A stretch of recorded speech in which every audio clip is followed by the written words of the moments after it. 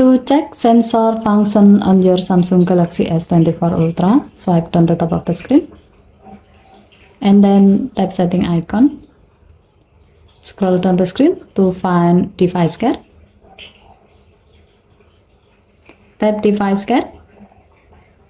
Scroll down the screen. Under additional care section, tap diagnostic. Under phone section, tap phone diagnostic. Now tap sensor to start checking sensor on your phone like accelerometer, pressure sensor, gyroscope, light sensor, and magnetic sensor.